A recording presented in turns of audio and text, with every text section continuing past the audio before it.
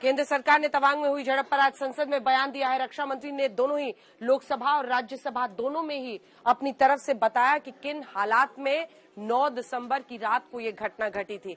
लेकिन विपक्ष हमलावर है।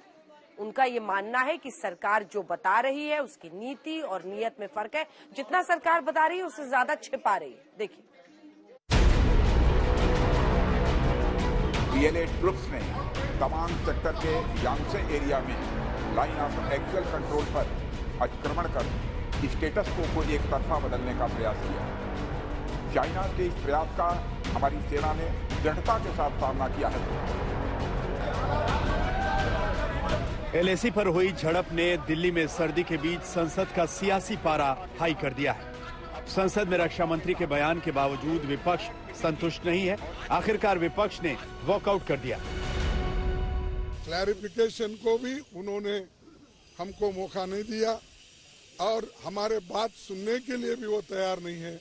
हम यही चाहते थे कि चर्चा के बाद सुन के वो रिप्लाई दे, हम सुनने के लिए तैयार थे।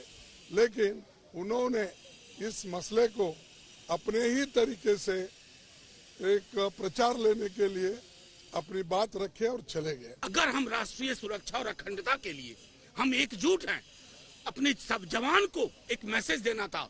आज सरकार नाकामयाब रही है और सरकार कम से कम चाइना के बरक्स, हम हमेशा ये कहता रहा हूं कि चाइना के बरक्स ये लोग ब्रेजेंट डिनाल में रहते हैं। आज का दिन भी ब्रेजेंट डिनाल का दिन है, जो हिंदुस्तान के तारीख में लोकतंत्र में अच्छे से नहीं जाएगा। कांग्रेस सीधे सीधे मोदी सरकार पर गंभीर आरोप लगा रही है। आरोप ये कि चीन लगातार भारत की जमीन हड़प रहा है और केंद्र सरकार आंखें बंद करके बैठी है।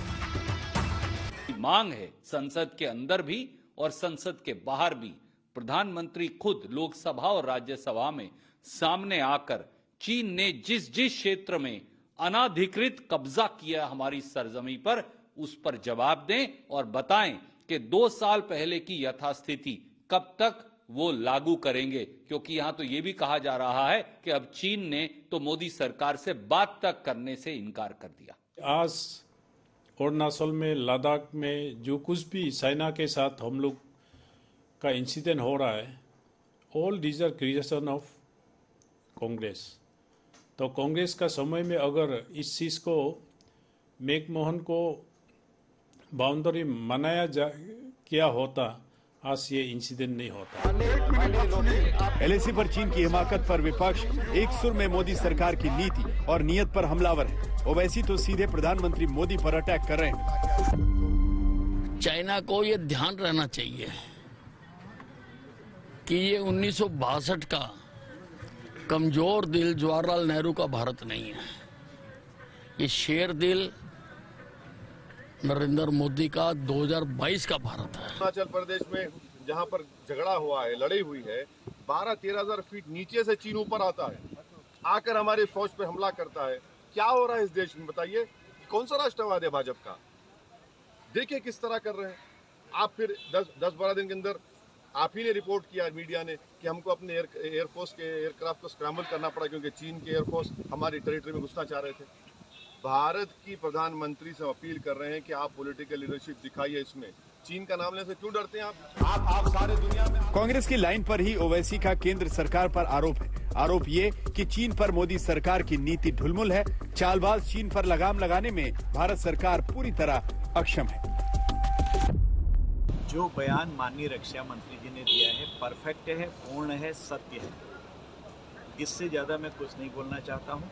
विपक्ष की जहाँ तक बात आप कहते हैं, 370 हटाई, विपक्ष ने क्या कहा पूरा देश जानता है। 35 ये हटाई, विपक्ष ने क्या कहा सब जानते हैं। सर्जिकल स्ट्राइक हुआ, एयर स्ट्राइक हुआ, विपक्ष का रवैया क्या था सब जानते हैं। मुंह तो सेना के पीछे क्यों छुप रहे हैं? आप डर रहे हैं चीन का नाम लेने से। आप देश के प्रधानमंत्री, आप सत्ता में हैं। डोकलाम में आपने देश को गलत कहा, डिसएंगेजमेंट कहा, वहाँ चीन बैठा हुआ है। प्रधानमंत्री ने लद्दाख के वक्त कहा था कि ना कोई घुसा है ना घुसा है, चीन घुस के बैठा है। अगर ये दो चीजों को कंपेयर कर रहे हैं। कांग्रेस की अगुवाई में विपक्ष का आरोप है कि तवांग सेक्टर में भारत चीन के सैनिकों के बीच हुई झड़प को लेकर सरकार देश को गुमराह कर रही है। मोदी सरकार अपनी नाकामी को छिपा रही है। हालांकि पूरे मामले पर भारतीय सेना और रक्षा मंत्री का बयान आ चुका है। पूरी तस्वीर साफ हो चुकी है कि अब तवांग पर कोई तनाव नहीं है। यहाँ तक कि चीन सरकार का भी बयान आ चुका है कि एलएसी पर शांति बनी हुई है। लेकिन देश में मोदी सरकार को घेर रहा विपक्ष एकदम अशांत है।